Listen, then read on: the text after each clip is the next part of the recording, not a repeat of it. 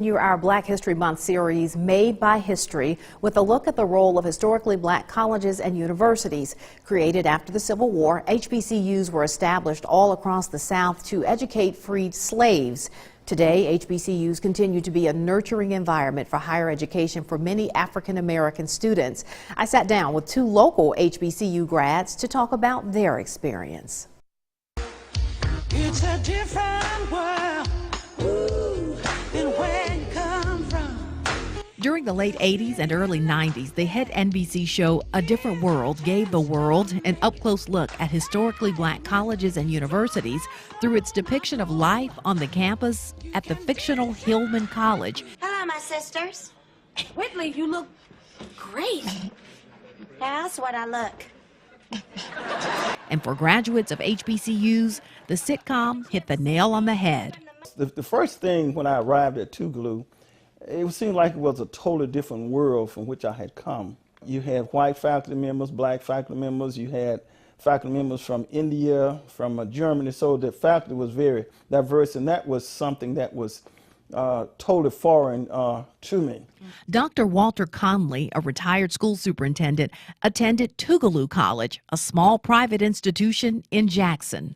My aunt was a Tougaloo grad, and my principal, Mr. E.L. Wicks, was a Tougaloo grad. And they got together and decided that I was going to go to Tougaloo. I had the fortunate influence of stepdad who went to Jackson State, and he took me to all the games early on. And so I knew, basically like my 8th grade, I knew I wanted to go to Jackson State. Nadia Colombe is the chief executive officer of the Boys and Girls Clubs of the Golden Triangle and a proud JSU grad. The Jackson State University, because I love, my dear old college home. That's right. Colombe says when she arrived on campus as a freshman, she knew right away she was at her home, away from home. I mean, it felt like family. That was the main thing that, struck me. Everybody seemed just so familiar with each other. People say it all the time, but it was really true. You aren't one of the numbers. Your professors know exactly who you are. The same was true for Dr. Conley. A lot of the teachers knew us by name, so it was quite nurturing.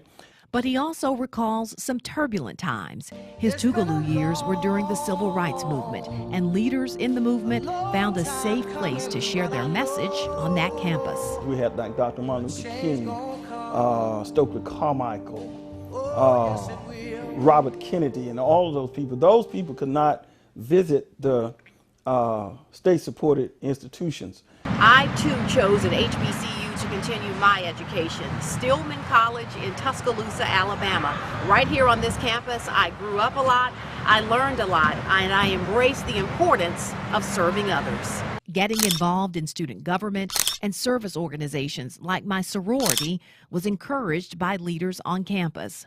Conley says service was also instilled in students at Tougaloo and points to a well-known alumnus.